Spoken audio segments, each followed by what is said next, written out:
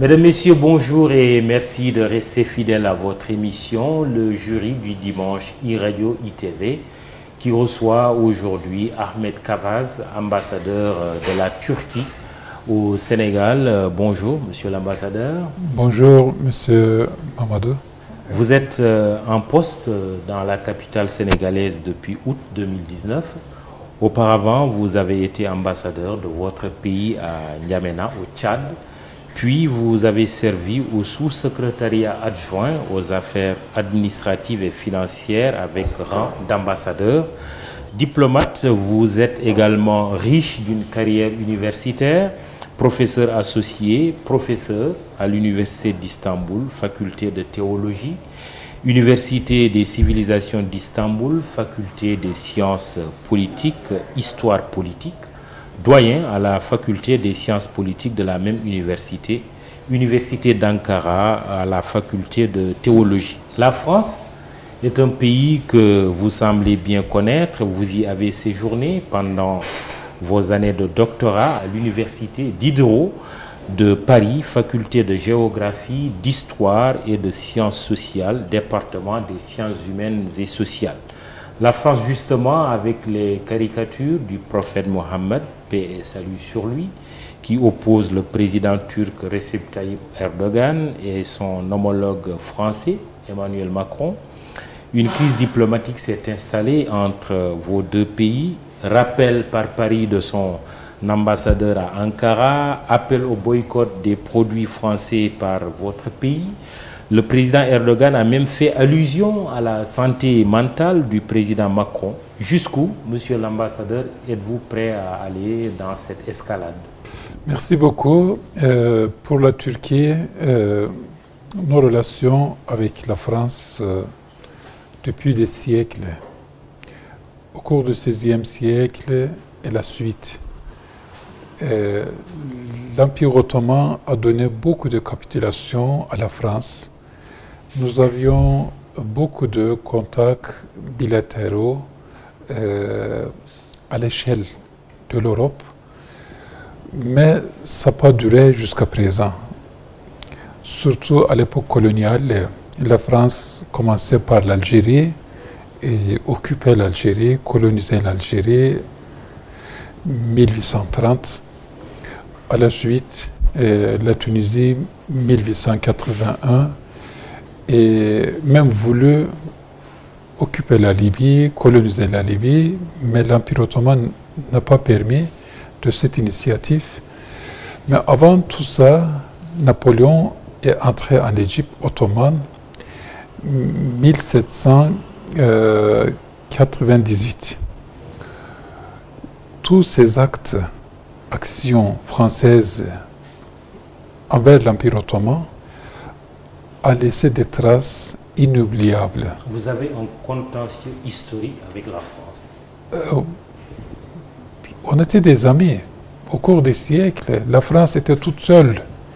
Et l'Empire ottoman soutenait la France. Accorder ces capitulations au cours des années seulement pour la France. Mais cette France, au cours des siècles, complètement changé sa politique d'amitié vers l'Empire ottoman. Et toutes ces caricatures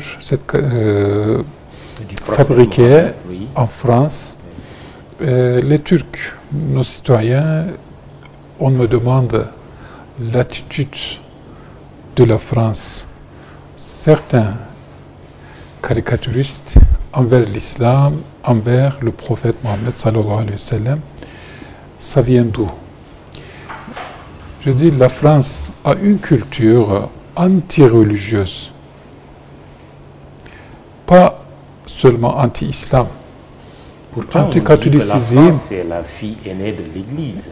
Oui, mais surtout au cours de la Révolution française, à la suite, au XIXe siècle, même jusqu'à la moitié du XXe siècle, moi j'ai fait des études, des recherches sur les écoles catholiques, sur les hommes religieux, les sœurs, chassés de France, sont venus dans l'Empire ottoman et dans plusieurs régions de l'Empire ottoman à l'époque, la Syrie, le Liban, la Grèce, il y a plusieurs régions autour de la Méditerranée et l'Empire ottoman a permis vivre dans ces territoires ces hommes et ces sœurs catholiques en paix.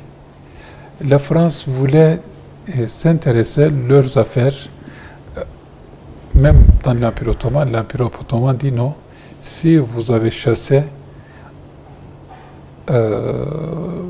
vous allez faire sortir de votre pays, ils sont dans notre garantie. Et la France, l'attitude anti-religieuse, c'est général, c'est pas spécialement envers l'islam. Mais dans ces jours-ci, ou bien moi j'étais en France dans les années 90. À l'époque, les couvertures des revues, il y a beaucoup de couvertures disaient que le 21e siècle sera le siècle de l'islam. Parce que la chute de l'Union soviétique, jusqu'à là, le grand ennemi, c'était le communisme, les soviétiques. Mais ils se voyaient pour l'avenir, au 21e siècle sera le siècle de l'islam, des musulmans. C'est eux qui disaient ça. Ce n'est pas les musulmans qui disaient ça. Ils ont créé tout d'abord dans leur image, dans leur tête, dans leur cerveau, un islam propre, défini par eux-mêmes. Ce n'est pas l'islam que ça. Normalement, pour nous, il y a quelques jours, Le Monde, il y avait un article qui disait que Isa alayhi salam, respecté par les musulmans, on ne peut pas imaginer à quel niveau. L'un des plus grands prophètes de l'histoire pour les musulmans. Un musulman ne peut pas insulter, ne peut pas dire même pas un mot contre eux. Oui, mais inversement, toujours est-il que la France compte quand même aujourd'hui en son sein plusieurs millions de musulmans. On parle d'au moins de 4 millions de musulmans en France. Ce qui ne passe pas, ce sont les caricatures du prophète Mohammed, paix et salut sur lui.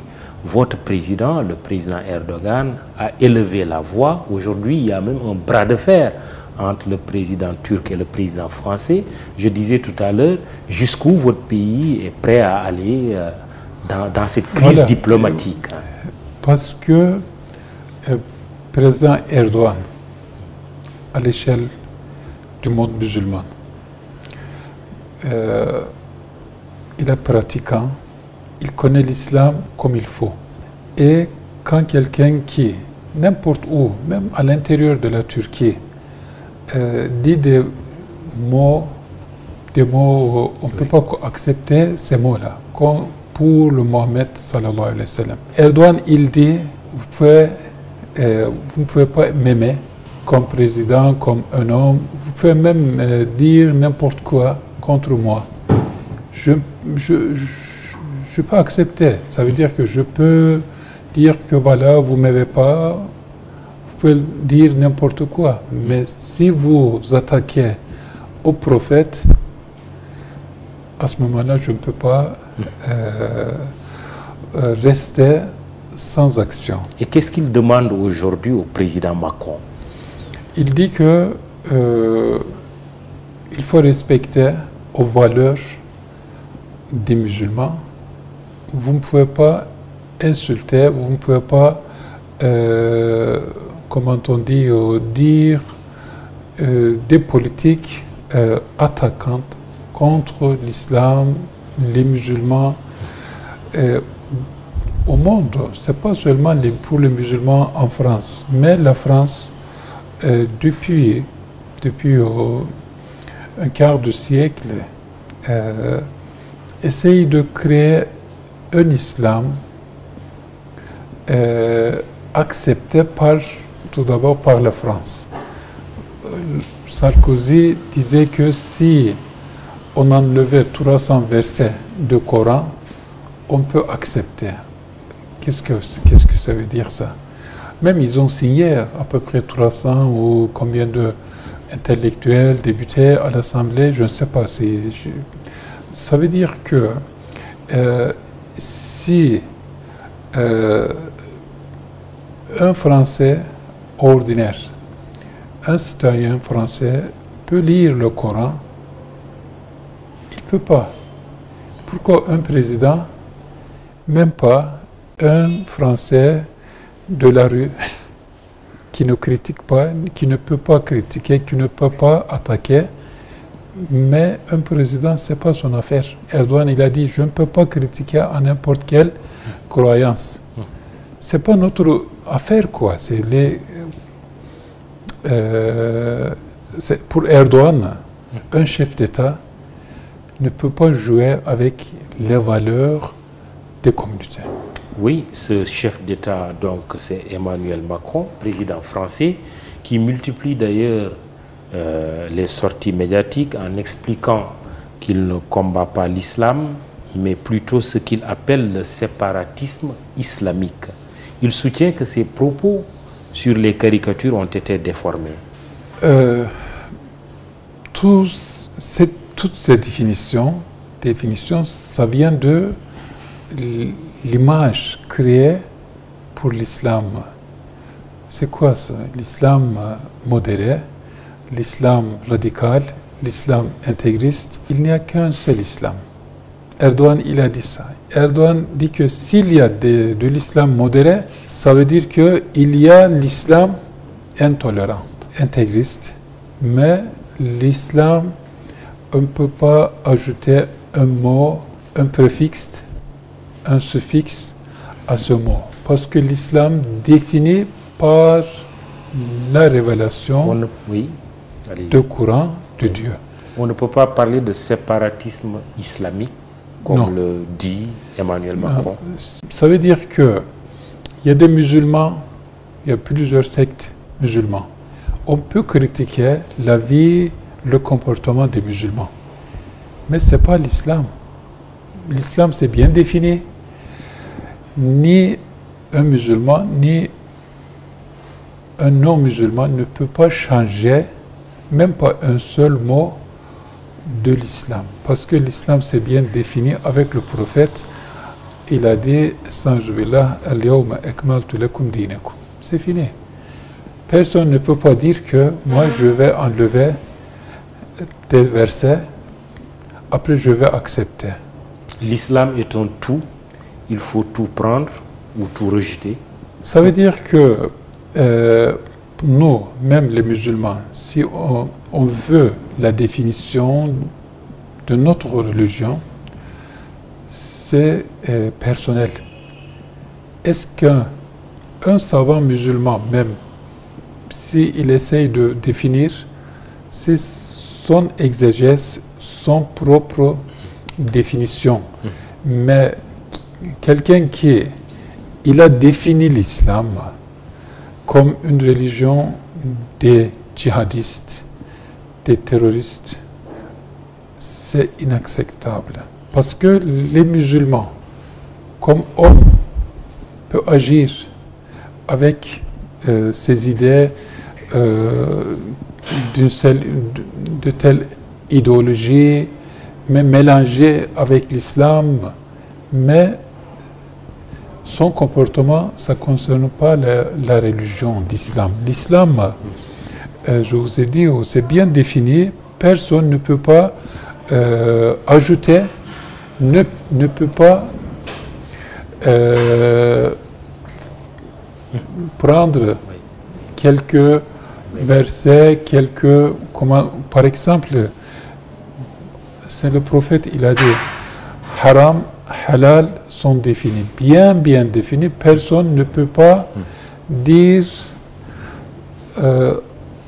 ça aussi haram, parce que c'est haram, c'est déjà défini. On ne peut pas ajouter au haram interdit, nouveau interdit. Oui, on a des, comment on dit, pour faire des fatwas. Nous avons le Coran, le Hadith, Ijma, Qiyas. Il y a autre chose. Mais pour faire donner des fatwas, il faut être tout d'abord savant, musulman. Et pourquoi un président, Erdogan, n'accepte pas ça? Un président ne peut pas définir comme il veut, c'est quoi? C'est l'islam. Alors, je rappelle que vous suivez l'émission Jury du dimanche, iRadio ITV. Nous recevons aujourd'hui l'ambassadeur de Turquie au Sénégal, Ahmed Kavaz. Ces caricatures ont suscité beaucoup de réactions. Il faut quand même rappeler que tout est parti, en tout cas tout récemment, de caricatures qu'un professeur d'histoire a montré dans sa classe, Samuel Paty. Il a été tué, égorgé. Il y a eu des réactions dans le monde musulman, mais est-ce que votre pays a condamné l'acte de tuer, l'acte d'égorger? Bien sûr. Dont a été victime ce professeur? Bien sûr. Oui. Soit de la part des musulmans, soit par des non-musulmans, on ne peut pas accepter n'importe quelle tuerie. Oui. Je ne dis pas sans raison. Oui. Non, Erdogan, chaque fois que... Même au nom des caricatures du prophète, on ne peut au pas nom se des permettre caricatures, on ne peut tuer. pas tuer Oui. n'importe qui, surtout avec un jeune, un enfant. Comment? Oui. Parce que c'est... le problème, c'est quoi? Parce que ces jeunes, ces enfants, ne peuvent pas supporter, pas seulement les caricatures, même si un enseignant attaquait à ces jeunes, ils peuvent attaquer sur vous. Et le prophète déjà parlait beaucoup, les caricatures du prophète Mohammed sallallahu alayhi wa sallam aux médias. Les gens déjà, ils ont, comment on dit, leurs attitudes envers ces accusations. On ne peut pas faire, même les musulmans, ils ne peuvent pas faire l'image du prophète. La question, ce n'est pas l'image du prophète Mohammed même.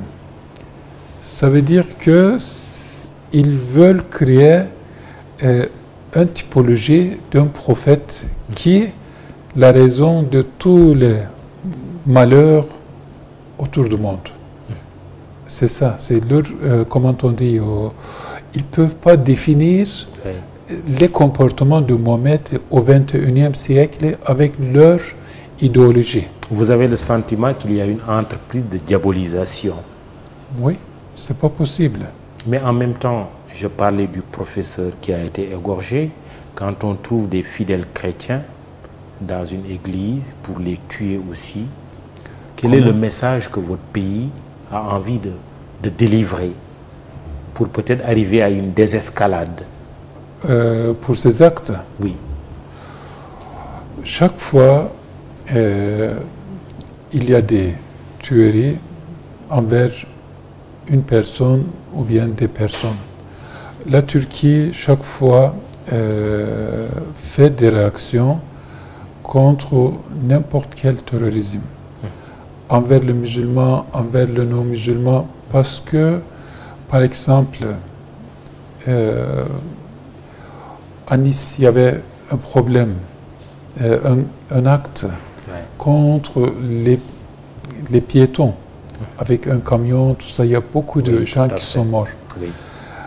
Même ça, on a entendu juste la prière, avant la prière de vendredi, le premier ministre de l'époque de Turquie, il était dans la mosquée.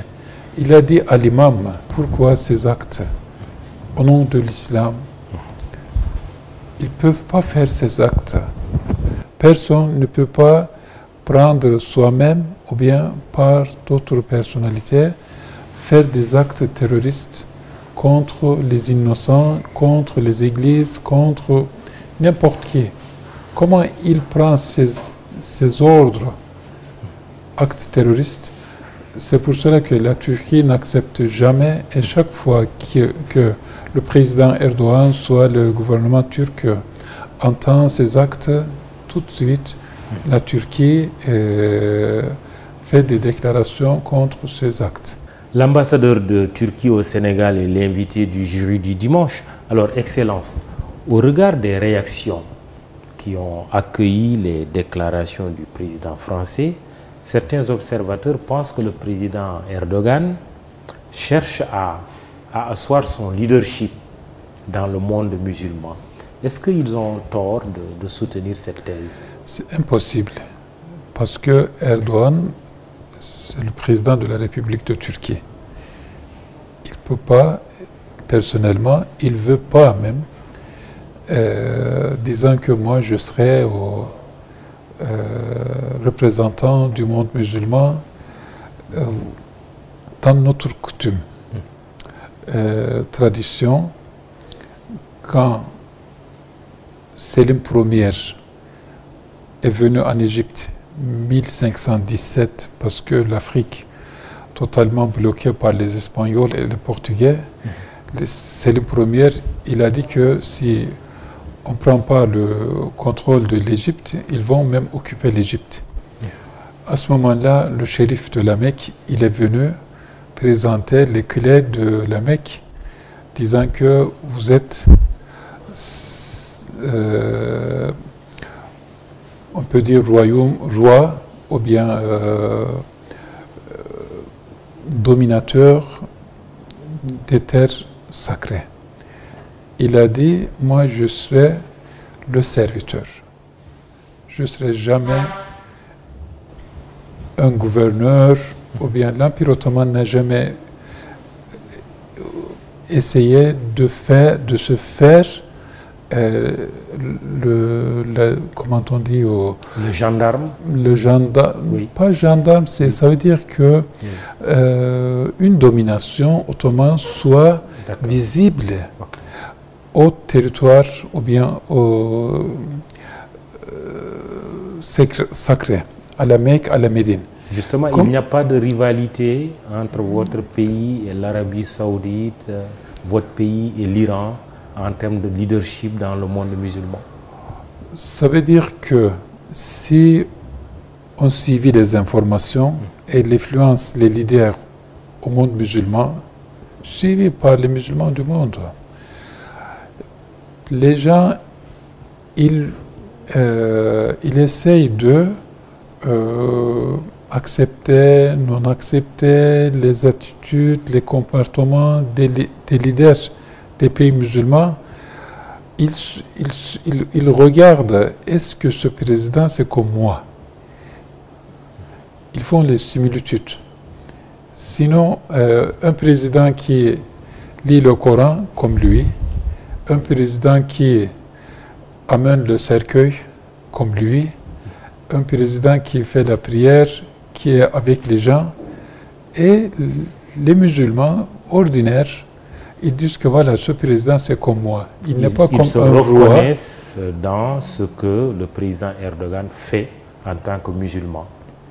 Chaque fois, quand il voit un handicapé ou bien un homme, une femme en difficulté, il pleure.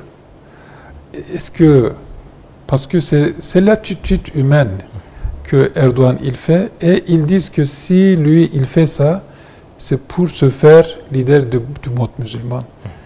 Il n'a pas besoin de faire ça. Est-ce qu'il ne peut pas agir comme il est? Ils disent que non, c'est pas normal. Il fait, comment on dit, pour se faire convertir ou bien se faire un personnage, oui. Disant que le monde musulman vont dire que voilà, vous voyez ce monsieur Erdogan. Jusqu'à présent, Erdogan n'a jamais publié une déclaration destinée au monde musulman, aux musulmans du monde, disant que je suis, comme le roi Arabie Saoudite dit que Khadimul Harameini Sherifain. Ça, c'est une parole. Ça veut dire que serviteur des lieux sacrés, cette parole a été prononcée par Selim Ier. Et tous les sultans ottomans, ont agi comme cellule première, disant qu'ils n'ont jamais accepté comme le sultan des lieux sacrés. Ils n'ont jamais amené là-bas le drapeau ottoman, disant que la domination ottomane, on ne peut pas se faire présenter sur les lieux sacrés disant que les Ottomans ont cette domination. Parce que tous ces territoires sont sacrés et appartiennent aux musulmans. Ce n'appartient pas à n'importe quelle personne. Oui, pour vous, cela n'appartient pas à l'Arabie saoudite. Ça veut dire que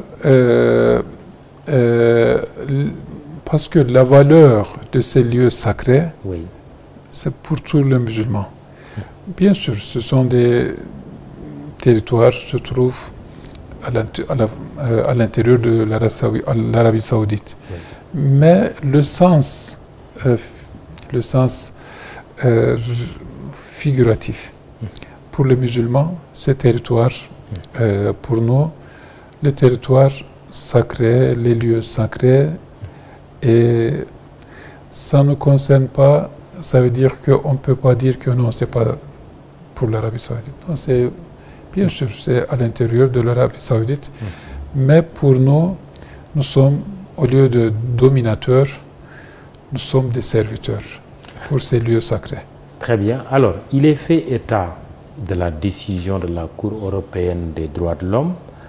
Ce qu'on sait, en tout cas, à propos des caricatures, c'est que cette Cour européenne des droits de l'homme a déjà, en 2018, fait noter que les atteintes au prophète Mohammed ne relèvent pas de la liberté d'expression et peuvent être susceptibles de poursuites judiciaires.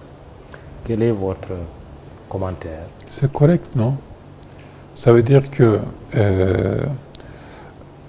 attaquer à une valeur, soit prophète, soit le livre sacré, ça ne nous donne pas d'une liberté sans limite. On ne peut pas attaquer l'Union européenne parce qu'en Europe, actuellement, si la population à peu près l'Europe orientale et occidentale, c'est 400 000 millions d'habitants, au moins entre 30 et 40 millions de musulmans. Ça veut dire que chaque 10 personnes, une personne est musulman. Oui, une personne sur 10 est musulmane. Voilà. En Bosnie, en Kosovo, et en Albanie, l'Europe orientale et l'Europe occidentale, il y a des millions de musulmans. On ne peut pas attaquer à leurs valeurs avec les caricatures. C'est attaquer, ce n'est pas une liberté d'expression. Pour vous, cette position de la Cour européenne des droits de l'homme est une victoire pour votre pays, pour le monde musulman, pour les musulmans? Si on partage les valeurs humaines, n'importe où, même en Europe, s'ils ne comprennent pas, mais ça veut dire qu'ils ont compris parce que déjà à au Parlement de l'Union européenne, il y a des députés musulmans. À chaque pays, il y a des communautés musulmanes. Ils voient les musulmans sur place. Maintenant, le type des musulmans, ce n'est pas imaginaire, c'est réel. À chaque capitale européenne, il y a des milliers, même millions de musulmans qui vivent là-bas. Ils savent ce qu'est un musulman. C'est comme ça, c'est attaquer aux valeurs. Pour nous, pour la Turquie, par exemple, vous allez voir jamais attaquer à une valeur chrétienne, juive, à leur croyance. Même le Coran nous interdit. Vous ne pouvez pas insulter à leur croyance pour qu'ils ne font pas les mêmes choses. Ces règles sont valables pour tous les siècles. Pourquoi on dit c'est liberté d'expression? Au début, je vous ai dit, ça c'est une tradition déjà bien installée chez les cerveaux de certains Européens attaqués aux valeurs religieuses, pas seulement de l'islam. Vous semblez faire allusion au président français, Emmanuel Macron. C'est une habitude parce que là-bas, en France, j'écoutais les catholiques, les protestants, les juifs. Et chaque fois que je voyais un droit spécial pour les animaux, il y a beaucoup de droits qui est bien définis en Europe parce qu'ils voyaient que ils avaient besoin de ce droit. C'est pour cela qu'ils ont dû accepter certains droits en Europe. Bien sûr, nous regardons à ces droits. Si ces droits nécessaires pour nous, on accepte. Ça veut dire que on a besoin d'une expression, d'une liberté d'expression envers une communauté, si cette communauté a raison d'avoir cette liberté, bien sûr. Mais là-bas, en France, quand on lit l'histoire de France, les guerres de 100 ans, les guerres de 30 ans, des guerres religieuses, il y a une culture qui est aujourd'hui, par exemple, moi j'ai connu plusieurs hommes religieux, j'ai jamais leur parole envers l'islam, jamais attaqué. Et même si quelqu'un il nous accuse comme ça, inconsciemment, j'ai connu des personnes, des hommes religieux, ils disaient que non, vous n'écoutez pas ça. Ils ne connaissent pas les religions. Le problème, c'est connaître, savoir la culture religieuse. Très bien. Ahmed Kavaz, ambassadeur de la Turquie au Sénégal, est l'invité de votre émission Le Jury du dimanche. Alors, pour en terminer avec le président Emmanuel Macron, il accuse la Turquie et la Russie de financer une campagne anti-française en Afrique. L'accusation est à la fois précise et grave et semble indiquer qu'il y aurait des intérêts autres que la seule défense de l'islam. Que répondez-vous à cette accusation? Qu'est-ce qu'on peut dire pour cette accusation si c'est réel? Si c'est réel, les deux États peuvent s'accorder, faire des alliances pour des relations économiques, politiques, dans n'importe quelle région, continent, parce que les pays font des alliances, mais ça n'existe pas. Pourquoi ils prononcent cette accusation? Parce que normalement, ce n'est pas correct. En Libye, par exemple, la Russie soutient avec Wagner, général Haftar, et la Turquie soutient le gouvernement transitoire national soutenu, connu par l'ONU. Et la Turquie à côté de Tripoli, mais la Russie c'est à côté de général Haftar. Est-ce que cette accusation a même une simple valeur? Vous ne financez pas une campagne anti-française sur le sol africain? Est-ce que c'est possible? Jamais. Vous êtes formel? Parce que la Turquie connaît bien l'Afrique au cours des siècles, même avant les Français. La Turquie a beaucoup d'expérience dans notre culture traditionnelle. On a des contacts, des familles, des milliers, des millions de familles origine turque en Algérie, en Tunisie, en Libye, en Égypte.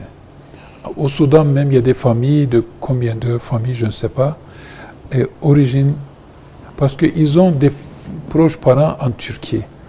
Pour nous, l'Afrique, ce n'est pas un continent inconnu. Et on n'a pas besoin de faire une politique anti-française en Afrique, c'est une accusation sans valeur. Mais vous savez que la France en tient un lien particulier avec l'Afrique, ou en tout cas une certaine Afrique, une partie de l'Afrique. C'est le fait colonial, par exemple. Vous pensez peut-être que la France verrait d'un mauvais œil votre intérêt pour l'Afrique, votre présence en Afrique? Tout le monde connaît que la France, l'Angleterre, certains pays européens comme l'Allemagne avaient beaucoup de relations avec tous les pays africains.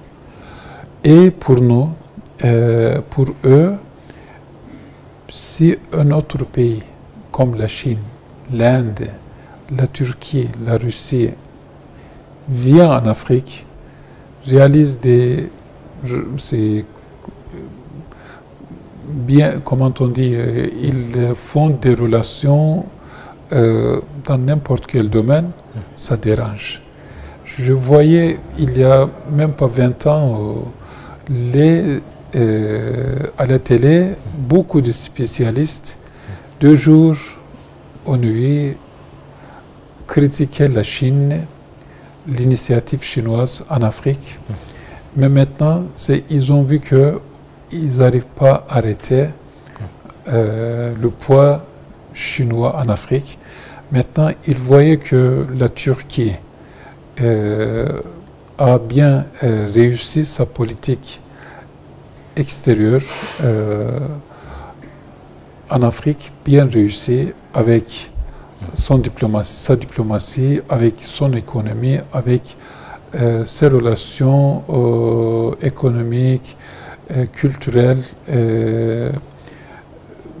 dans plusieurs domaines. Moi, j'ai un ami, un Français, il m'a dit que la Turquie, dans ses relations internationales, c'est bien réussi en Afrique depuis 10 ans. Au Moyen-Orient, vous avez un peu dans le ralenti. En Asie, c'est déjà vos relations, c'est dans un niveau, ça continue, mais l'Afrique, vous avez tout d'un coup poussé comme des champions dans tous les pays africains. Justement, votre coopération ou la coopération entre la Turquie et le Sénégal, de manière spécifique, on note que vous êtes très présent dans le domaine des infrastructures, avec l'aéroport international Blaise Diagne, le centre international Abdou Diouf de Diamniadio, Dakar Arena, le projet de construction d'un stade olympique, l'énergie. Vous êtes également présent, ou en tout cas vous envisagez d'investir dans le domaine de la sidérurgie.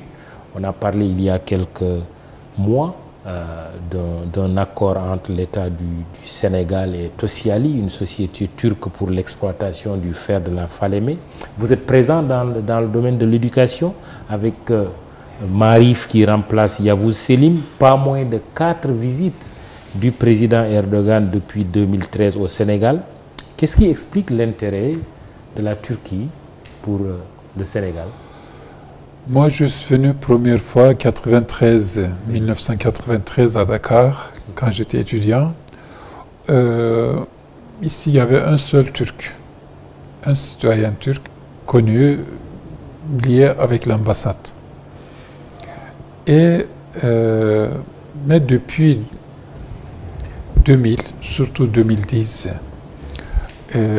on a fait beaucoup de conférences, forums économiques, culturels en Turquie, en Afrique, et les chefs d'État se sont rencontrés plusieurs fois, soit pour les sommets Union africaine, Union européenne, ou bien les sommets d'Union africaine. Erdogan, il a été invité en 2007, présenté aux chefs d'État africains. Quand ils ont vu sa volonté envers l'Afrique, il faut essayer, parce que maintenant les chefs d'État des États d'Afrique ils ont déjà beaucoup d'expérience du monde. Et pourquoi le Sénégal? Voilà. Le Sénégal, pourquoi? Parce que, d'après mon opinion, quelques projets bien réussis, dans un délai bien défini, les dirigeants, les hommes d'État sénégalais ont vu cette réussite, disant que pourquoi pas on ne travaille pas avec les sociétés turques. Comme AIBD? Oui. Par exemple, en Libye, parce que la Turquie est entrée à l'Afrique avec la Libye dans les années 70.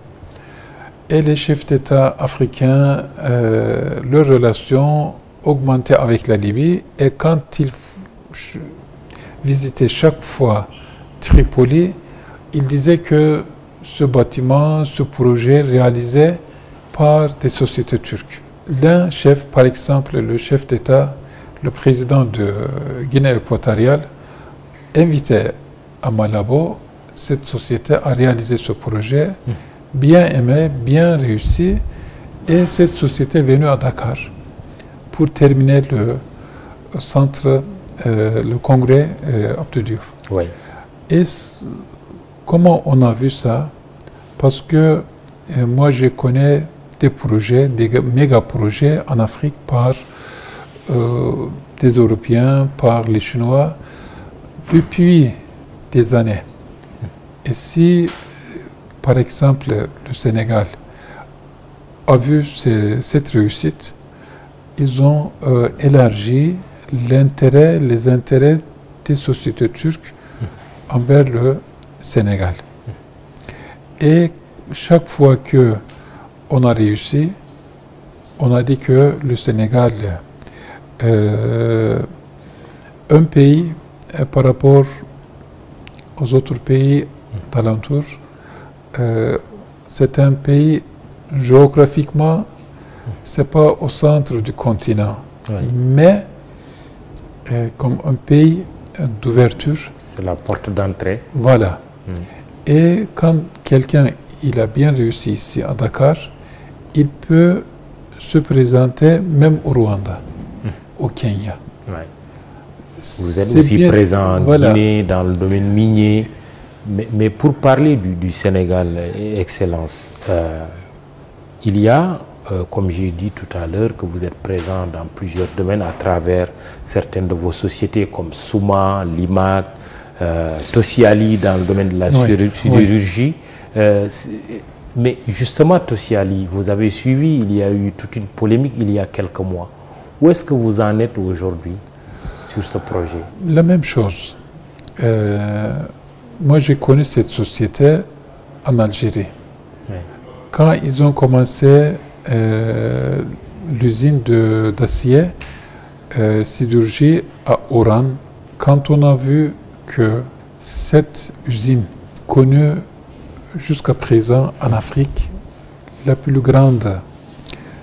grand projet d'acier, de sidérurgie en Afrique, réussit. Et chaque fois, les chefs d'État, ils cherchent des sociétés pour leurs projets dans un délai très limité parce que chaque président a 4 ans, 5 ans pour le nouveau mandat. Oui. Et, par exemple, s'ils donnent un projet à une société qui demande 10 ans, 15 ans, ils n'ont pas le temps. Oui. C'est le cas du Sénégal maintenant. Qu'en est-il exactement avec Tosiali? Est-ce que l'accord est conclu? Oui. C'est quoi maintenant les Tosiali, termes? parce que, et comment on dit, ils donnent pas des paroles, ils font leur projet. Et les autres, chaque fois à Dakar, par exemple, on a vécu des problèmes en Libye il y a 30 ans. Il y a des projets sans complet. Mais ces sociétés-là sont déjà disparues. Mais ceux qui ont réussi en Afrique, c'est, comment on dit, leur réussite, la garantie pour les autres. L'accord est conclu entre Tosiali et l'État du Sénégal. Oui. Ça va Ce n'est pas seulement un MOU, c'est plus que ça. Moi, je viens de parler à un représentant de cette société pour savoir la suite. Oui. Cette société va continuer. Les conditions du monde, économiquement, il y a beaucoup de problèmes. Malgré tout ça, Tosyalı, moi, personnellement, je ne connais pas son patron, Oui. mais je connais sa personnalité. Et il vient de dire, tout ce que je gagne en Afrique, je vais investir en Afrique. Oui, mais justement, ici, la société civile et même des partis politiques ici au Sénégal, il y a quelques mois, ont dénoncé cet accord en disant que c'était en défaveur du Sénégal. Est-ce que c'est un accord équilibré? Et pour savoir, il faut voir l'expérience algérienne. Il y a certaines attitudes contre cette société, mais l'Algérie, avec cette société, a bien réussi sa capacité de construction avec, parce que vous savez, même au Sénégal, avec toutes ces constructions, vous avez besoin de faire. Au lieu d'amener de loin, chez vous, si une société déjà bien réussie dans d'autres pays et vient et il veut construire son usine, les critiques, parce que c'est comme on parle de, comment on dit, les autres sociétés prennent des projets, mais ils n'arrivent même pas à poser les premières pierres. Et les Tosyalı, je crois que dans les semaines qui viennent, ils vont venir, ils vont suivre leur projet, parce que Tosyalı, notre président, il a déjà amené ici au mois de janvier. Oui. Si le président Erdogan il soutient une société, cette société ne peut pas avoir d'autres chances. Oui. Mais est-ce que ce projet, pour le Sénégal, pour le Sénégalais, moi je savais même en Turquie que le média ou bien les hommes politiques d'opposition critiquent ces initiatives. On parle de la liberté d'expression. Est-ce qu'on peut interdire de cette liberté, disant que pourquoi vous accusez, pourquoi vous... Non, c'est eux qui... Ça veut dire que les critiques bien définies et raisonnables, c'est mieux. Vous comprenez les critiques.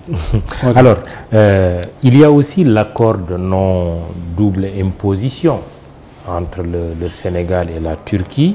Quel est l'intérêt d'un tel accord et quelles sont les opportunités qui s'offrent aussi à l'État sénégalais, au secteur privé sénégalais dans votre pays? Le problème, connaître ou ne pas connaître la Turquie.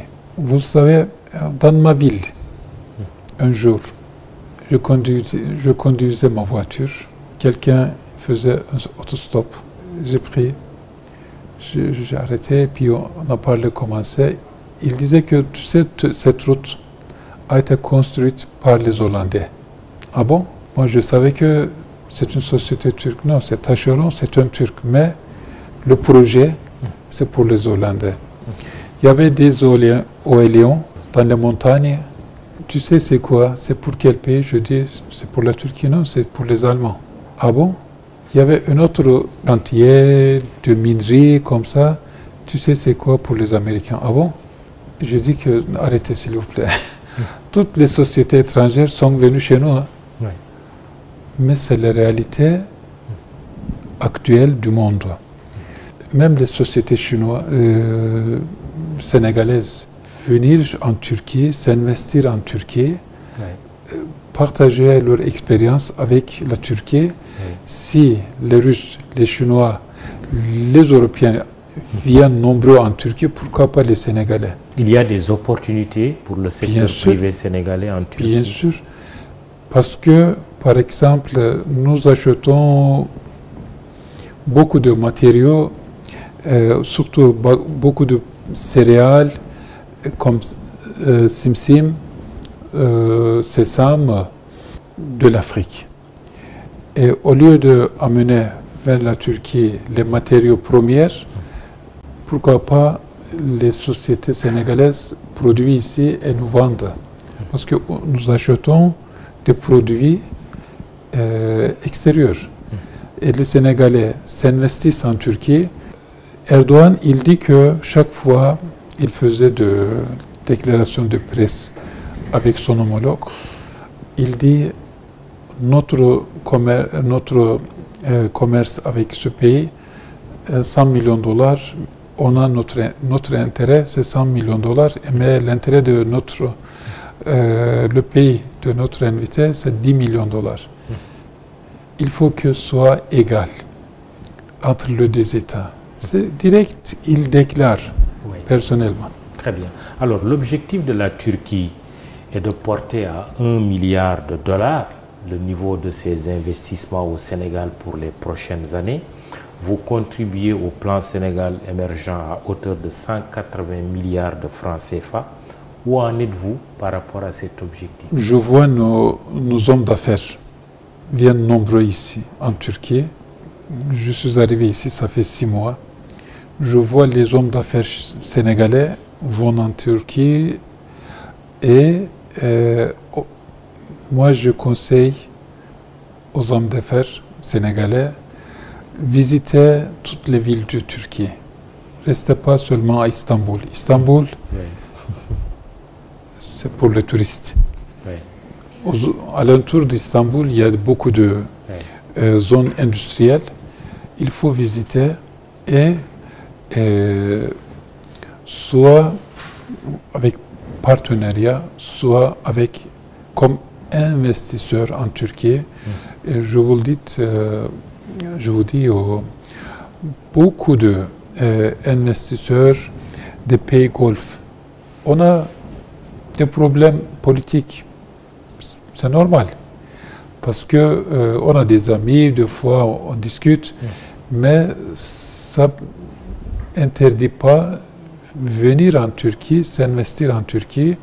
Les pays arabes, ils s'investissent beaucoup en Turquie. Pourquoi pas les Sénégalais? Très bien. Alors, récemment, lors d'un séjour à Istanbul, en Turquie, une réflexion a été faite par des privés turcs sur le Sénégal, en faisant allusion au pétrole et au gaz qui seront exploités, on l'espère, dans les prochaines années au Sénégal. Ils ont dit le Sénégal est un futur Qatar d'Afrique. Vous y croyez? Vous répétez la même chose aussi? Ça se voit, comme on dit, quand j'étais arrivé ici, il y a 30 ans, l'aéroport de Dakar était hors de la ville. Maintenant, un nouvel aéroport, 50 km à la ville, même pas 10 ans, après 10 ans, cet nouvel aéroport aussi sera au milieu de la ville. Et vos projets, surtout Diamniadio, on dit au Silicon Valley d'Afrique, et Sénégal, moi j'étais à Doha, 2011, on me disait, cette ville-là, il y a 5 ans, c'était un grand village.